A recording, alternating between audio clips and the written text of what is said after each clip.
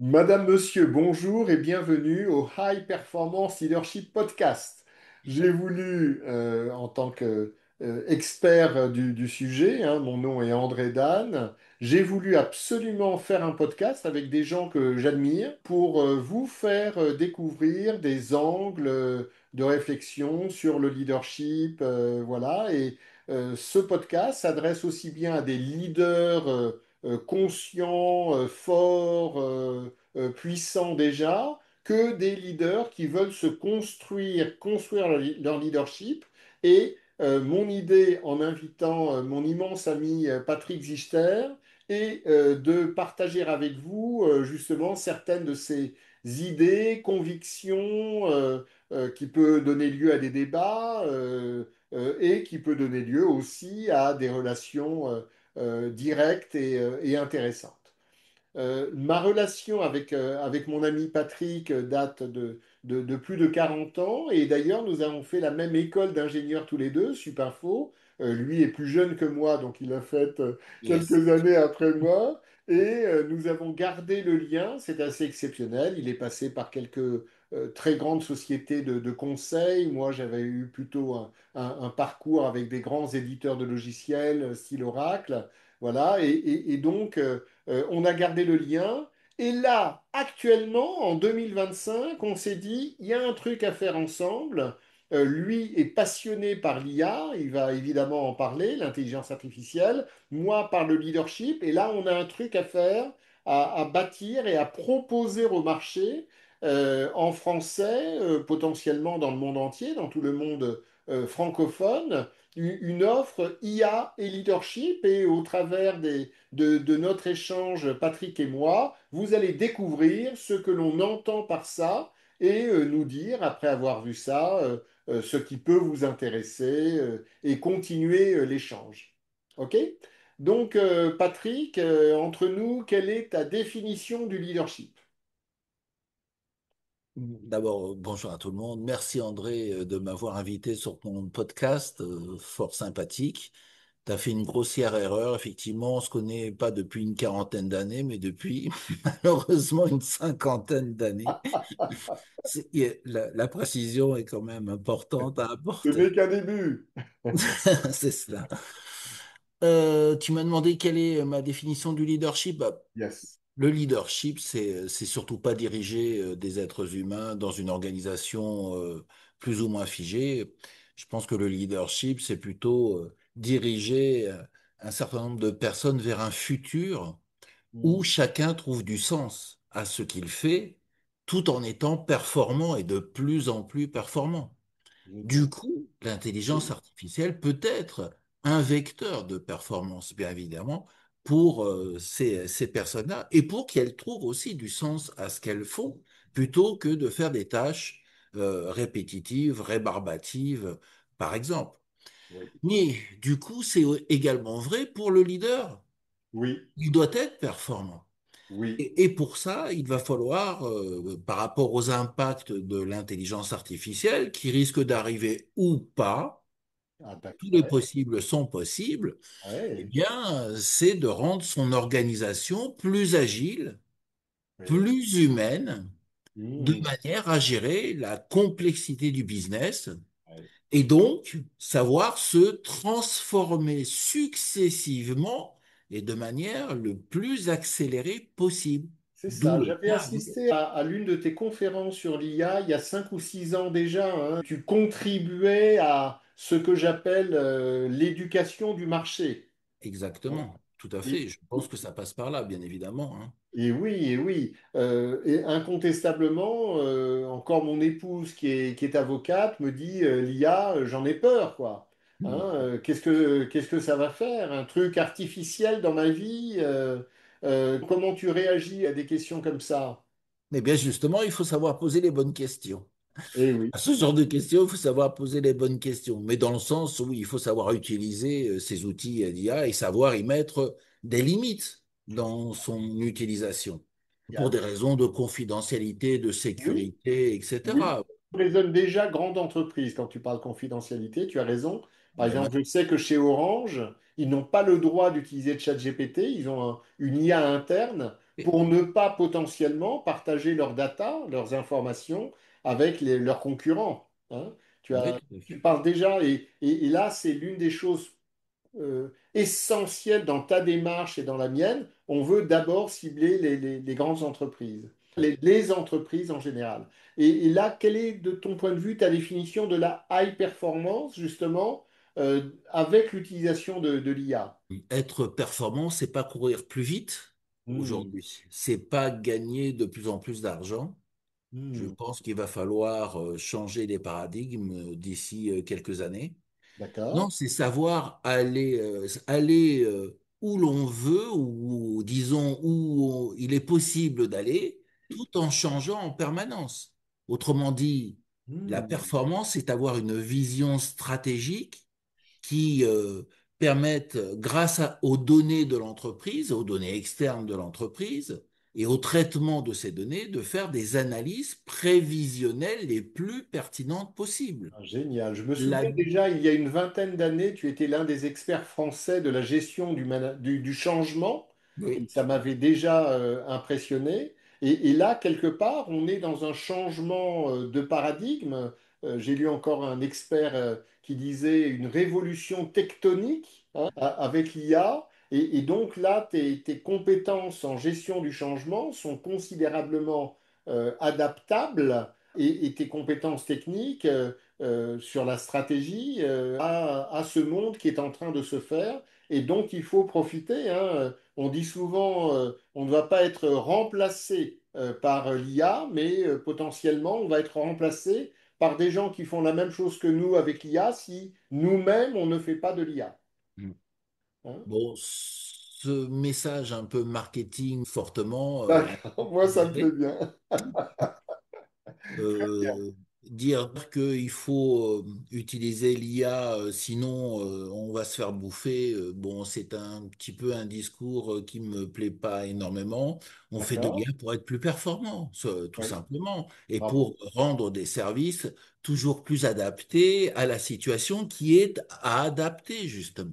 Et donc, pour ça, il faut une maîtrise de la sérénité des situations qui sont des situations qui sont incertaines et qui vont devenir de plus en plus incertaines. C'est Et vrai. non seulement il faudra que le leader soit serein, mais il transmette cette sérénité-là pour pouvoir être en capacité de s'adapter, de se remettre en question en permanence. C'est ça qui fait peur aussi. Et couplé Oui, avec oui, l'IA, c'est une oui, double peur qui, normalement, va devoir contribuer ou en tout cas, va devoir trouver des réponses hmm, sereines à ce genre de hmm, situation. Ça va devenir carrément une façon de vivre le business. c'est ça. Et pour ça, eh bien, l'union fait la force. Et Oui, il va falloir que les gens collaborent, qu'ils se servent de l'intelligence artificielle pour pouvoir collaborer intelligemment de façon humaine, toujours en allant vers le haut, et pas forcément être remplacé par qui que ce soit. De toute façon, à terme, puisque les études le montrent, on va oui, vers l'intelligence artificielle réelle. oui, Les GAFAM se chargent de ça depuis maintenant quelques mois. Et oui. on va y aller vers l'intelligence, on va, disons, tendre vers la vraie intelligence humaine avec ce genre d'outils. Mais il y aura toujours peut-être des restrictions. Et qui sait, tout peut s'arrêter aussi. Hein, Hmm, l'hiver de l'IA est connu et à plusieurs reprises, tout s'est arrêté en intelligence artificielle parce oui. qu'on a été limité à cause des machines, de la performance des machines, limité à cause des peurs que cela engendre, limité parce que bah, les mathématiques n'étaient pas au rendez-vous aussi. Alors, il semble avec OpenAI, hein, incroyable phénomène mondial, hein, il semble quand même que beaucoup de choses soient prêtes et opérationnelles maintenant. Oui, en tout cas, ils ont une carte à jouer dans ce domaine. Après, Oui, il faut voir ce que ça donne, hein. Les aspects marketing, enfin, les tu as GAFAM raison. sont très forts au niveau marketing, hein, Merci. pour vendre leur sauce. Et c'est le jeu. c'est vrai. Mais donc, il faut aussi prendre un petit peu de recul, Bien hein, sûr, je suis très proche des vendeurs de logiciels français qui se battent avec justesse, à mon avis, sur la souveraineté. Hein, on pourra en reparler non. une autre fois. Oui, oui, Quelle ça est ton fait. actualité, Patrick, qui pourrait intéresser des managers ou des leaders aujourd'hui? Alors aujourd'hui, j'interviens dans les entreprises auprès de dirigeants et de groupes de dirigeants et de leurs collaborateurs pour passer de l'automatisation des tâches, parce qu'on veut absolument que l'intelligence artificielle automatise les tâches, ce qui est le cas, bien évidemment, mais il faut carrément passer à la redéfinition de la vocation des entreprises, parce qu'avec l'intelligence artificielle, c'est carrément les business models qui sont remis en cause, c'est les produits et les services des entreprises qui sont remis en cause. Et du coup, si on remet en cause le business model, les produits, les services de l'entreprise, l'organisation, bien évidemment, les process métiers vont être remis en cause C'est du ça. fait de l'automatisation d'un certain nombre de choses. Et les rapports humains également. Et les métiers de demain vont être remis en cause. Donc, ben, je suis là pour essayer d'accompagner ces dirigeants, quel que soit le secteur, à Oui. conduire cette transformation de manière opérationnelle Ouais. et responsable, parce qu'il y a aussi quelques petits inconvénients à l'intelligence Oui, artificielle. bien sûr, rien n'est parfait, heureusement, hein. L'homme est là pour avoir l'intelligence et utiliser bien les choses. Alors c'est vrai qu'ensemble, on a commencé à travailler pour des clients sur les définitions de la vision, de la stratégie. Et là, ce que j'ai vu avec toi de façon concrète, c'est que l'IA est en train de transformer chacune de ces couches qui étaient très très humaines, hein. Définition de la vision, c'était humain, mais c'était aussi basé sur la mémoire, donc des datas. C'était basé sur un raisonnement, l'intelligence de l'homme. Et là, tout d'un coup, l'IA vient renforcer la mémoire avec les datas, l'intelligence avec les algorithmes, pas du tout remplacer, mais les renforcer.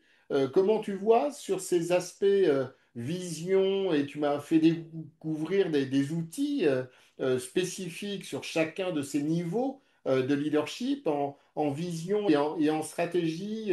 Qu'est-ce que tu vois qui est vraiment aujourd'hui facilité par l'IA? Je dirais la prévision. C'est un grand domaine de l'intelligence artificielle, savoir prédire les choses, comme tu as dit, à partir de données historiques ou de données toutes récentes et des analyses statistiques, probabilistes, qui permettent de définir un futur proche, plus ou moins proche. Et ça va bouleverser les organisations, ça va même les transformer, car demain, le pilotage, ce sera un pilotage des prévisions qui seront le plus proche possible de la réalité. Et il va falloir prendre des décisions de transformation de ces entreprises en ayant des leaders, des dirigeants éclairés sur le sujet. Ouais. Par rapport à ce que tu évoques, il y a quelques mois sur LinkedIn, j'ai vu un post passionnant où on montrait les nouveaux comités de direction des entreprises, où il y avait des hommes, des femmes, heureusement, et un robot. Et c'était pour signifier que dans le codir, il y a aussi de plus en plus d'outils, et j'aurais vraiment plaisir à travailler pour des clients avec toi qui auront ce type de besoin, ce genre d'outils à disposition pour aider le CODIR à analyser les situations et prendre les décisions Ouais. concrètement, Tout hein. à fait, Sur tout à cet fait. aspect prise de décision, tu as déjà spécifiquement travaillé pour aider les dirigeants à prendre des décisions grâce à l'IA? Oui, parce que la prise de décision est multifactorielle et multidimensionnelle. Mhm. Or, un être humain est limité dans ce genre d'analyse. Et ben, Oui, ces outils d'IA basés sur des stats et des probas facilitent grandement l'analyse de situations multifactorielles, multidimensionnelles. Et du coup, ça rend quand même la décision plus facile à prendre, éclairée, plus facile, mais avec un certain niveau d'incertitude également. Toujours, toujours. L'idée, hein, c'est aussi d'avoir cette capacité à innover C'est en prenant ça. les décisions qui vont Et bien. in fine, c'est l'homme qui décide, n'est-ce pas, Patrick? Mais heureusement, et j'espère que ça sera toujours le cas. Je pense qu'à terme, bon, on peut se poser quelques questions. Le terme, c'est 10, 20 ans, ou peut-être D'accord. un siècle, peut-être. Oui, oui. Oui, la société n'aura plus rien à voir. La société dans un siècle n'aura plus rien à voir avec celle d'aujourd'hui. J'ai beaucoup d'amis qui travaillent sur le future of work, hein, et qui en effet, sur l'évolution de la vie professionnelle, identifient des transformations gigantesques, dont celle de ne travailler que 3 jours par semaine. Oui. Et si ça devient vrai et possible, hein, au moins pour les cadres, bon, on verra pour l'ensemble de ceux qui travaillent, mais je trouve que ce serait une avancée considérable comme on a eu d'ailleurs en un siècle depuis l'économie industrielle.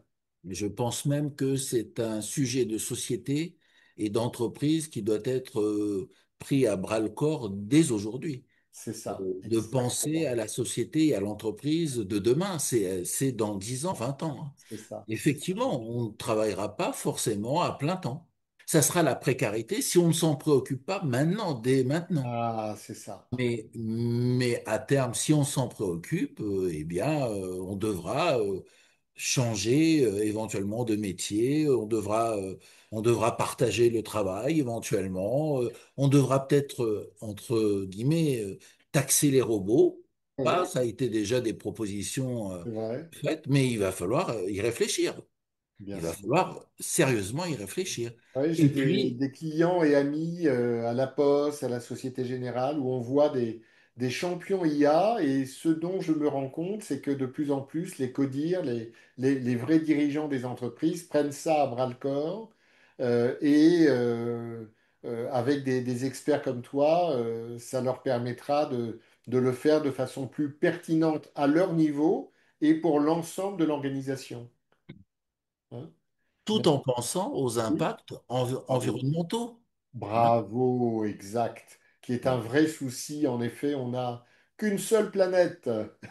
Et nos enfants et nos petits-enfants. On est d'accord, tous les deux qui sommes grands-pères. Merci de le rappeler, André. Oui, on partage ça ouvertement. Patrick, merci beaucoup pour cet échange très inspirant. J'apprécie énormément, d'une part, ta passion sur le sujet de l'IA et tout le travail régulier de veille que tu réalises pour rester dans le coup et ne pas te faire avoir par des annonces idiotes, Mais mais avancer sur des pas sérieux en mettant en œuvre pour les entreprises ce qu'il leur faut. En conclusion, Patrick, et comment tu dirais, toi, le profil du leader du futur? Ce serait qui, pour toi? pour moi, c'est un stratège. Mhm. Ça veut dire que c'est en permanence quelqu'un qui a des visions de transformation en permanence. C'est ça. Transformer en permanence, ça veut dire construire, détruire, reconstruire. Ensuite, c'est avoir une vision humaniste des choses, mais faire travailler son intuition aussi. Il n'y Ah a pas oui, que je la me souviens que machine. tu as beaucoup travaillé dans le monde des RH pour avoir cette dimension-là et cette sensibilité-là. Il va falloir savoir expliquer, hein, Ah, ces différentes stratégies de transformation, avoir une communication la plus positive possible, oui, former ses équipes pour penser juste et pas juste exécuter pour être performant. c'est Et ça. puis, faire preuve de rigueur, de fermeté et de courage dans ses prises de Oui, décision dans un environnement oui, incertain, absolument. instable et géopolitiquement délicat à traiter. À court terme, et ensuite ceux qui écouteront ce podcast se feront leur avis, à court terme, je conserve tes deux mots, Patrick, de la sérénité au courage. Hmm. On va s'arrêter là pour aujourd'hui et je te dis évidemment à très bientôt à toi et à tous ceux qui nous feront l'honneur de nous écouter. Au revoir et à très bientôt pour d'autres podcasts et d'autres prestations, évidemment. Salut! Au revoir.